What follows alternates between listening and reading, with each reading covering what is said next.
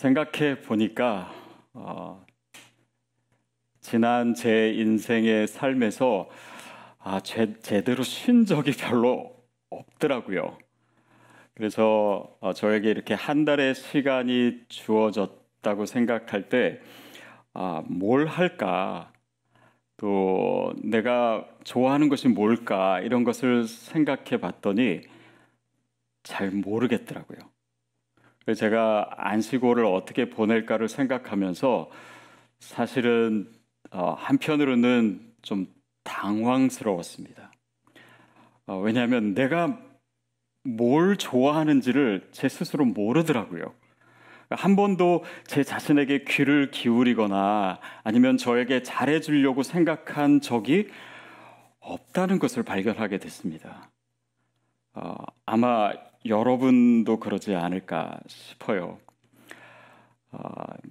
제가 2017년에 3개월 동안 안식월을 갖기는 가졌습니다. 근데 그때 한 달 동안은 책 쓰느라고 너무 바빴고 또 2달 동안은 이제 하와이 가서 제자 훈련을 받았죠.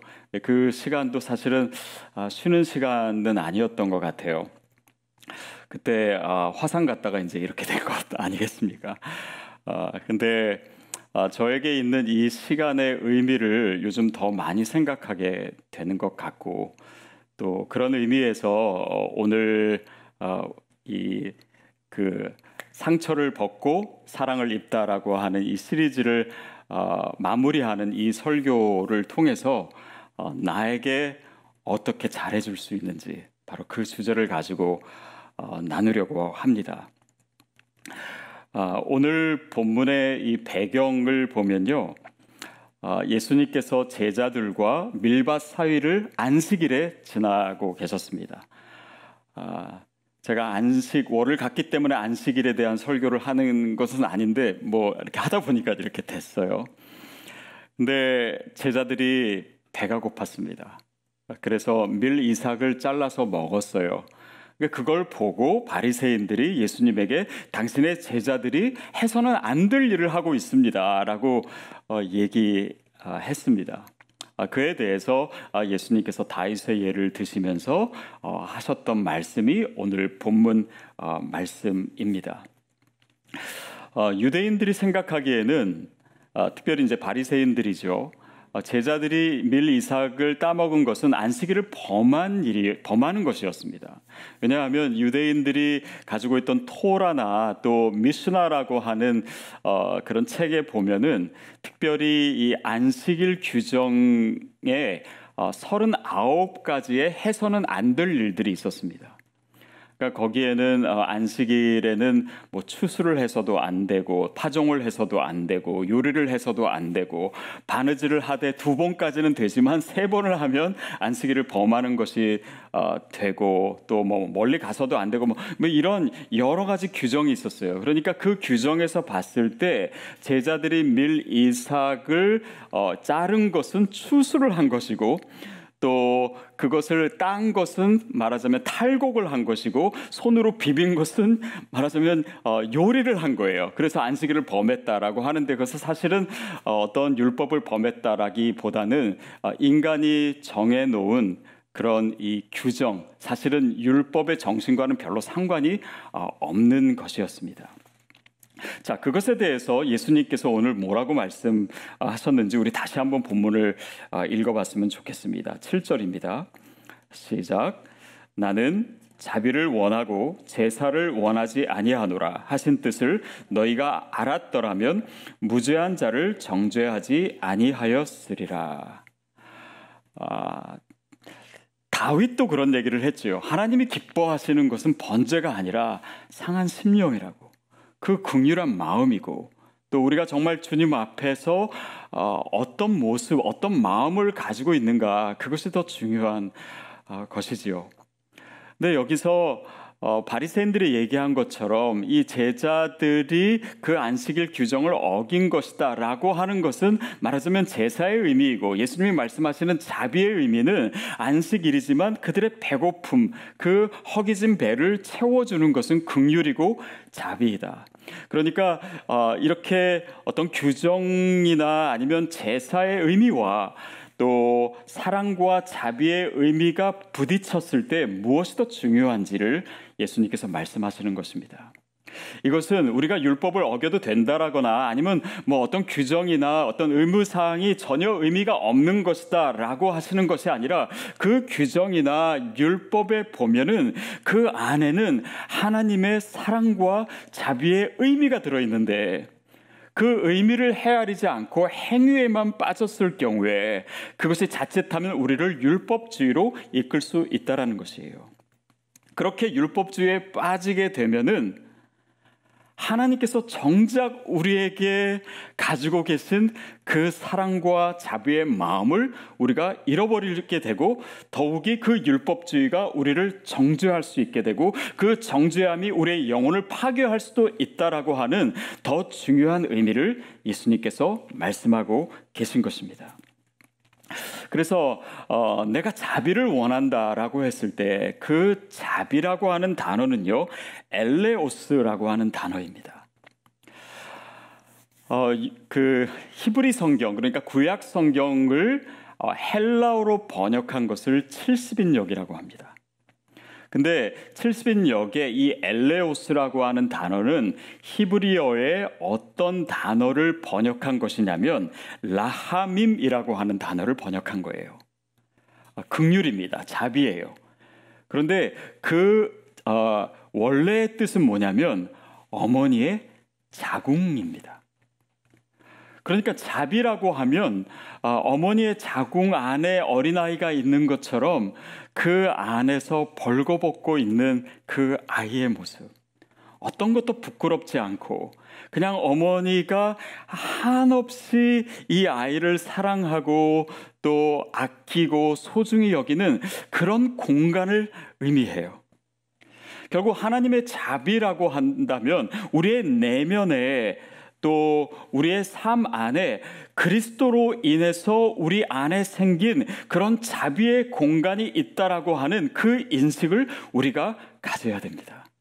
특별히 오늘 주제와 연결해서 나와의 관계에 있어서 내 스스로가 하나님께서 나를 위해서 마련해 두신 그 자비의 공간을 인식해야 된다라고 하는 것이에요. 여러분, 그 안에 저와 여러분이 있어야 됩니다. 하나님의 무조건적인 사랑을 받는 공간이에요. 거기에는 자기의 혐오나 자기를 향한 분노나 미움이 들어설 여지가 없습니다. 그런 자기를 정죄하고 또 수치스럽게 여기는 것이 힘을 발휘할 수 없는 바로 그런 공간이에요. 그것이 자비의 공간입니다. 우리 안에 그 공간이 있어요. 복음 안에서 나에게 주어진 공간입니다. 그 안에서요, 내가 보호받습니다. 그 공간 안에서 내가 치유받을 수 있어요.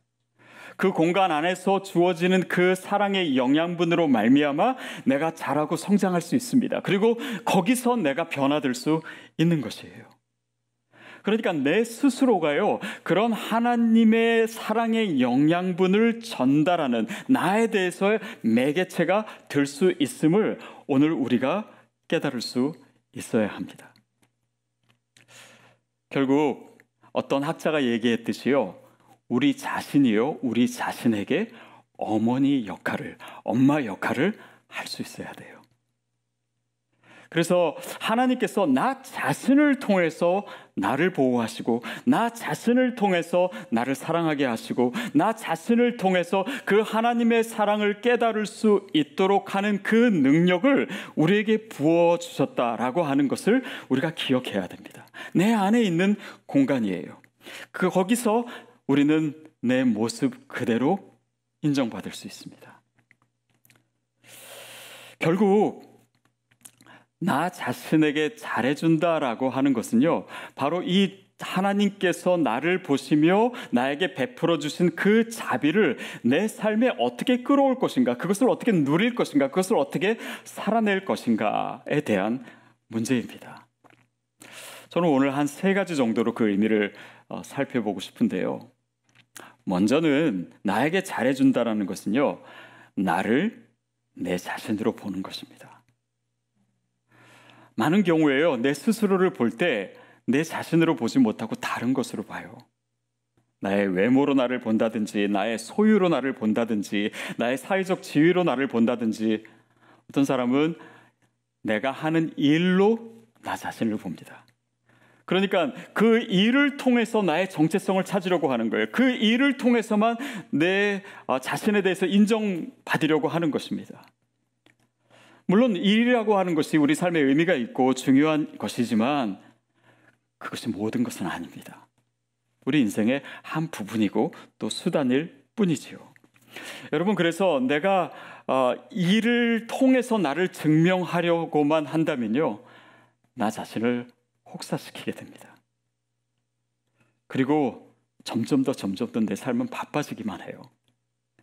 여러분, 그렇게 우리의 자신을 일에만 몰아놓고 거기에 몰입해서 살면요, 내 영혼을 내가 돌아볼 수 있는 여유가 없어집니다.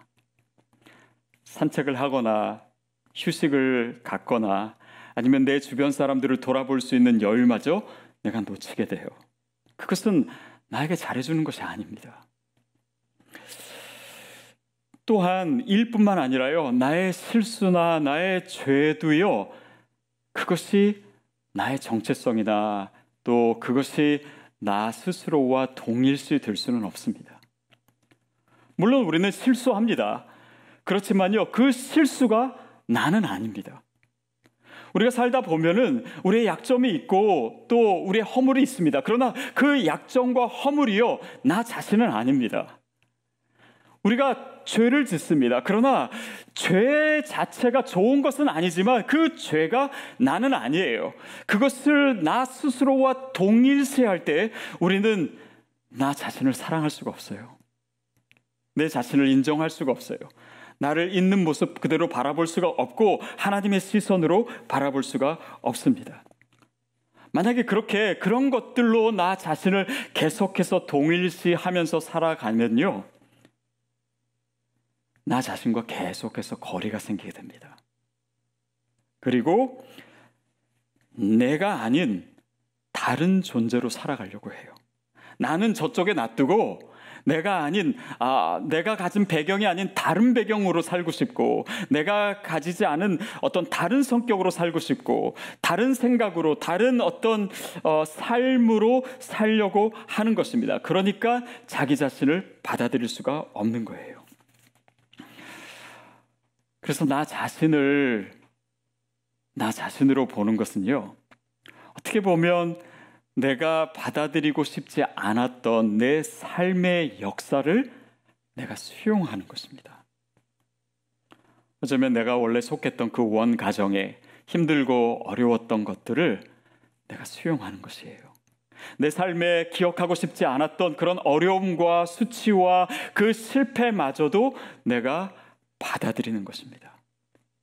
결국 그런 이 과정이 있어야 내가 내 자신을 수용할 수가 있고 내 안에 있는 모든 것들을 긍정할 수가 있고, 또 그런 것들이 하나님께서 내 삶을 위해서 예비하신 내가 생각하는 것보다 훨씬 더 아름다운 이야기 속에 포함될 수 있음을 우리가 기억하는 것이 중요합니다. 사랑하는 여러분, 우리 삶에 있었던 그 모든 것들을 우리가 끌어안을 수 있는 그 믿음과 그 여유가 저와 여러분에게 있게 되기를 바랍니다. 그것이 내 자신에게 잘해주는 굉장히 중요한 요소가 됩니다. 두 번째는요, 나 자신을 정죄하지 않는 것입니다. 7절 말씀의 뒷부분에 뭐라고 나와 있냐면, 너희가 알았더라면 무죄한 자를 정죄하지 아니하였으리라. 어떻게 보면은 우리 스스로 내가 가진 생각과 기준으로 나를 옳지 않게 생각하고 내가 실패했다고 생각하고 내가 원하는 만큼의 내가 아니었음에 늘 실망하고 있었던 그 모습은 무죄한 자를 정죄하는 것이 될 수 있습니다. 어쩌면 그것은 여러분의 잘못이 아닐 수도 있어요. 사단이 우리를 속이는 것일 수 있습니다. 내 자신을 내 자신으로 보지 못하게 하는 세상의 다른 가치와 나와 다른 사람을 비교함으로써 얻어지는 그런 부정적인 느낌이에요. 그런데 그것으로 말미암아 나를 정죄하고 있었다면 그것은 하나님의 자비 대신 그 제사만을, 그 안식일의 규정만을 중요하게 여겼던 바리새인의 시선으로 나를 계속 바라본 것일 수 있습니다. 그것을 너희가 알았더라면, 예수님의 어떤 그런 안타까움이 그 말씀에 묻어나 있죠. 내 안에 그런 자비의 공간이 있다라는 것을 내가 알았더라면, 하나님께서는 자비를 더 중요하게 여기신다라고 하는 것을 내가 알았더라면 우리 스스로를 그렇게 정죄하지 않았을 것입니다.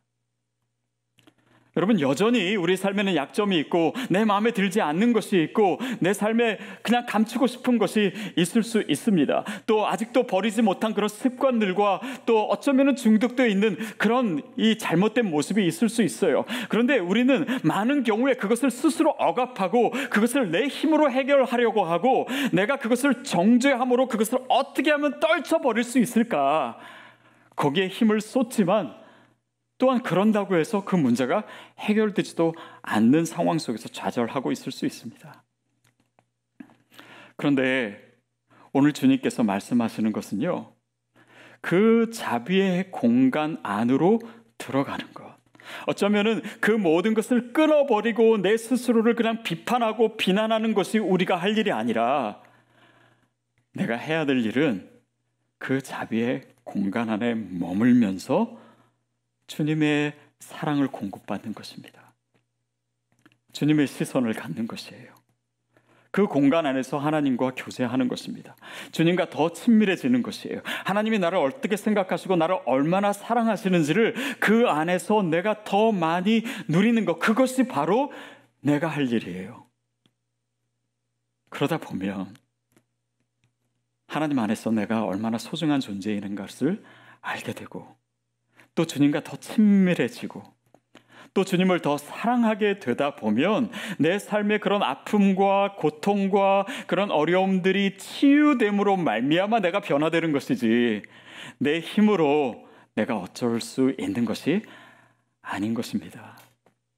결국 정죄하지 않는다라고 하는 것은 주님의 그 자비의 영역, 그 한가운데 나를 두고 그 문제 자체가 아닌 하나님과의 나와의 관계, 나와의 관계에서 치유를 경험함으로 자유케 되는 것을 의미하는 것이죠.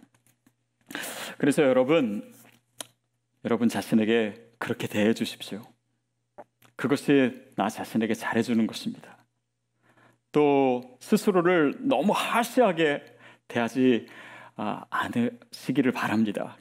오히려 더 부드럽게, 더 온유하게 나를 안아주세요.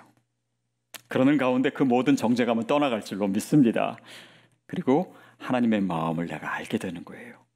그리고 주님을, 그 성품을 더 닮아가게 되는 것입니다. 세 번째는요, 나 자신과 화해하는 것입니다. 만약에 우리가 나 스스로를 늘 그렇게 비판하는 의식으로 바라보고 있었다면, 그래서 나를 정죄하고 있었다면 아마도 여러분은 여러분 자신과 상당한 거리를 두면서 살고 있었을 것입니다. 그렇다면 나 스스로와 좋은 관계를 가지지 못했다는 것이죠. 그래서 우리에게 우리 스스로와 화해가 필요합니다. 화해하려면 어떻게 해야 돼요? 내 자신에게 가까이 가야 됩니다. 내 자신에게 귀 기울일 수 있어야 돼요. 내 자신이 지금 무엇 때문에 아파하고 있는지, 무엇 때문에 힘들어하고 있는지, 내가 지금 고통스럽게 살아가고 있는 그 근저에는 뭐가 있는지, 그것에 대해서 내가 자세히 살펴주고 나의 신음소리를 내가 들을 수 있고 내가 도대체 뭘 좋아하는지, 내가 뭘 힘들어하는지, 내가 뭘 싫어하는지 스스로에게 관심을 가져야 돼요. 그리고 그럴 수 있는 마음의 여유와 시간이 필요합니다.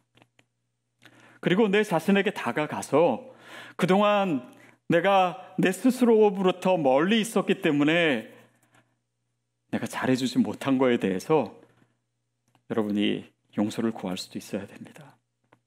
미안하다고 하실 수 있어야 돼요. 그동안 내 자신에 대해서 너무 무관심했던 거에 대해서 미안하다고. 내가 너를 있는 모습으로 끌어안아주지 못해서 미안하다고. 네가 뭘 좋아하는지조차 내가 관심 갖지 못했던 그 내 자신에 대해서 스스로에게 용서를 구하는 마음을 가지셔야 됩니다. 그러는 가운데 내 인생과 특별히 내 삶 가운데 있었던 나의 상처와 화해하는 것이 필요합니다. 내 삶을 생각해 보면은 내가 수용하기 어려웠던 그런 부정적인 일들이 생각이 나실 거예요. 그러나 그것마저도, 그 상처마저도, 내가 기억하고 싶지 않았던 그것마저도 내가 수용하고 인정하는 것이 필요합니다. 그것을 숨기거나 억압해서는요, 나 자신과 화해가 일어나지가 않아요. 그것을 오히려 끄집어내십시오. 그리고 그 상처와 친해지십시오.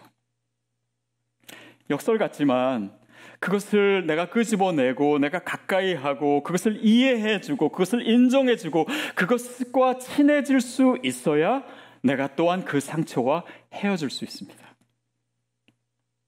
그러니까 내 상처에 내가 입맞춤을 할 수 있어야 돼요. 그것을 품어주는 것입니다. 여러분, 그렇게 내 상처와 화해하다 보면요, 그 상처가요, 이제 앞으로 살아갈 내 삶의 원천이 될 수가 있습니다. 새로운 힘의 원천이 될 수가 있어요. 오히려 그것으로 인해서 다른 사람을 도와줄 수 있는 능력이 될 수 있습니다. 오히려 그것이 나에게 새로운 자신감, 이전에 갖지 못했던 자신감을 줄 수도 있습니다. 어쩌면 그것을 통해서요, 내 삶의 소명을 발견할 수도 있습니다. 그래서 화해가 필요해요. 결국 나 자신과 그렇게 화해함을 통해서요, 그 상처가 많고 어려운 일도 많았던, 실패와 죄가 있었던 내 삶을요, 내가 긍휼한 마음으로 보기 시작합니다. 그 긍휼한 마음 가운데 나 자신을 있는 모습 그대로 품을 수 있는 마음이 생기고, 그래서 내 자신을 사랑하기 시작할 수 있게 되는 것입니다. 공감할 수 있는 거예요. 나에게 더 진심으로 대할 수 있는 것입니다. 여러분, 그래서요, 내 자신이요, 나를 위한 하나님의 매개체가 될 수가 있어요. 그 중보자가 될 수 있습니다. 그렇게 하나님의 사랑을 나에게 계속 흘려보내는 거예요. 그 자비를 흘려보내는 것입니다. 하나님의 시선으로 나를 계속 봐주기 시작하는 동안 그 하나님의 마음이 나에게 들어오기 시작하는 거예요. 하나님의 성품이 나에게 들어오기 시작하는 것입니다. 하나님께서 가지고 계신 그 긍휼한 마음이 나에게 생기기 시작하고, 그렇게 나를 보는 동안 내가 주님을 닮아가기 시작하고, 그 안에서 내가 치유되기 시작하고, 그 안에서 정말 하나님의 자유함을 내가 경험하기 시작하고, 그 주님의 모습을 닮아가기 시작하는 동안 내가 변화되는 것, 그것이 믿음의 여정이 아니겠습니까? 여러분, 만약에 우리가 이렇게 하나님의 말씀을 통해서 주님께서 우리에게 주시는 나 스스로와의 화해의 기회를 놓치게 되면요, 그것은 화해하지 않는 것으로 결코 끝나지 않습니다. 오히려 나는 내 자신으로부터 더 멀어지게 되어 있어요. 그러게 되면 내 자신은요, 더 큰 상처를 받습니다. 더 치유의 자리에서 멀어져요. 그 자비의 공간에서 더 멀어지게 됩니다. 그렇게 되면 내 자신은 더 피폐하게 되고, 그 부정적인 감정은 나에게만 머무는 것이 아니라 내가 사랑하는 사람에게도 영향을 미치게 됩니다. 하나님께서 오늘 저와 여러분이 내 자신과 화해할 수 있는 이 소중한 기회를 주실 때, 여러분이 응답할 수 있게 되기를 바랍니다. 그것이 우리 스스로에게 잘해주는 거예요. 저는 이번 시리즈 설교를 하면서 내 자신을 사랑해야 된다, 이 메시지를 7주 동안이나 계속 전하면서 스스로 계속 물었던 것이 있습니다. 그건 뭐냐면 내가 너무 이 시대 정신에 호소하고 있는 것은 혹시 아닐까? 하나님의 말씀보다는 너무 심리학적으로 내가 접근하고 있는 것은 아닐까를 스스로 계속해서 자문했어요. 너무 은혜주의에 빠져서 정말 더 경건하고 더 철저하게 우리가 신앙생활을 해야 되는데 그것으로부터 오히려 성도님들을 그냥 너무 안심시키려고만 하는 것은 아닐까.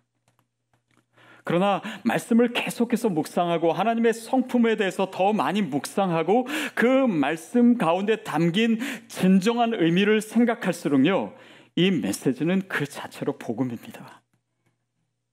하나님이 정말 우리에게 원하시는 마음이에요. 내 스스로에게 내가 더 사랑하는 마음으로 다가가기를 주님께서 원하십니다. 그러니까 여러분 마음 놓고 여러분 스스로를 품어주세요. 스스로 화해하십시오. 여러분 자신에게 잘해주십시오. 제가 영국에서 유학 생활을 처음 시작했을 때 이제 아마도 첫 학기를 마칠 때였습니다. 그때 뭐 영어도 잘 안 되고 실력도 없고 하니까 그냥 그 공부를 따라가는 것이 쉽지 않았고, 그때 이제 제 스스로 생각했던 것은 실력도 안 되고 영어도 안 되니까 엉덩이로 승부할 수밖에 없다. 그래서 정말 남들보다 더 많은 시간 책상에 앉아 있으려고 했던 것 같아요. 그리고 학기 마무리할 때 되니까 시간이 너무 부족하고, 그래서 정말 밤새도록 공부도 하고, 이전에는 제가 그렇게 열심히 공부했던 적이 별로 없었기 때문에 그냥 그 스스로에 대해서 좀 기특했습니다. 그리고 성적표를 받아보니까 또 제가 기대했던 것보다도 점수도 잘 나왔더라고요. 그래서 그 수고한 저에게 좀 격려하고 싶은 마음이 생겼어요. 그래서 모든 이제 시험이 다 끝난 날 그 시내에 가서, 다운타운에 가서 저 스스로에게 선물을 하나 사줬습니다. 그게 여러분 지금 사진 보시는 그 아이와 그 CD 카세트 플레이어예요. 근데 이거를 이제 제가 저한테 주고 제가 그걸 이제 받았어요. 선물로 받았어요. 그리고 이 CD 플레이어가 그 이후로 제 유학 생활 동안 정말 친한 친구가 되었습니다. 제가 왜 이 이야기를 드렸냐면요, 제가 여러분에게 숙제 한 가지를 내기 위해서입니다. 그 숙제가 뭐냐면, 여러분 스스로를 위해서 이번 주에 한번 선물을 준비해 보시면 어떨까 합니다. 여러분 스스로를 위해서 여러분이 준비하시는 선물이에요. 누구한테 사달라고 하지 마시고요, 여러분이 준비하십시오. 먼저는 좀 고민하셔야 돼요. 여러분 스스로 뭘 좋아하는지. 그렇다고 너무 비싼 거 하셔가지고 아내한테 혼나거나 그러지 마시고요. 비싼 거 아니라도 좋습니다. 뭐 책을 선물하셔도 좋고, 아니면 뭐 당장 생각이 안 나면 그냥 뭐 기프트 카드 선물하셔도 좋고요. 아니면 여러분 스스로에게 여러분 자신과 만날 수 있는 시간을 선물하셔도 좋습니다. 그래서 그 선물을 준비하신 다음에 더 중요한 것은요, 카드를 쓰세요. 여러분 쓰셔도 좋고 아니면 음성 메시지로 하셔도 좋습니다. 그래서 먼저는 미안하다는 말씀도 좀 하세요. 그동안 내 스스로를 품어주지 못한 거에 대해서, 울고 있고 신음하고 있는 내 자신을 돌아보지 못한 거에 대해서, 나 자신으로 보지 못하고 늘 다른 사람으로 살려고 했던 거에 대해서 미안하다고도 하십시오. 그리고 여러분 자신의 사랑을 고백하세요. 격려해 주세요. 칭찬해 주세요. 축복해 주세요.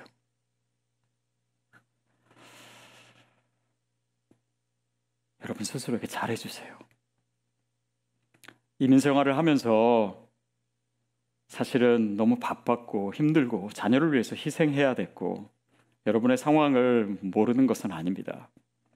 그러나 내 스스로의 관계가 더 견고해지지 않는 한 우리가 가진 그 사랑과 희생마저 왜곡될 수 있는 위험이 우리 삶에는 있습니다. 하나님께서 우리 자신을 통해서 감싸주시기를 원하세요. 여러분 혹시 주위에 가까이에 거울 있으면 한번 보세요. 여러분 자신을 한번 보세요. 여러분 그 얼굴이요, 내 자신이요, 여러분 자신에게 정말 소중한 존재입니다. 끝까지 같이 가야 될 사람이에요. 내가 죽었어도 영원히 같이 가야 될 존재가 바로 그 존재입니다. 반드시 화해해야 될 존재가 바로 나예요. 품어줘야 됩니다. 자비를 베풀어줘야 됩니다. 그 관계에서는 실패해서는 안 됩니다. 사랑해야 될 대상이에요. 사랑하는 여러분, 나 스스로와의 관계에서 여러분이 결코 실패하지 않게 되기를 바랍니다. 그리고 이전보다 더 잘해 주십시오. 그러면 바로 그 기초를 통해서 내 삶에 하나님의 사랑이 더 많이 체험될 것입니다. 그럴 때 우리가 주님을, 또 다른 영혼을, 우리가 사랑해야 될 사람을, 아니 이전에 내가 사랑하지 못했던 사람들까지도 사랑할 수 있는 그 힘과 능력이 저와 여러분에게 부어질 줄로 믿습니다.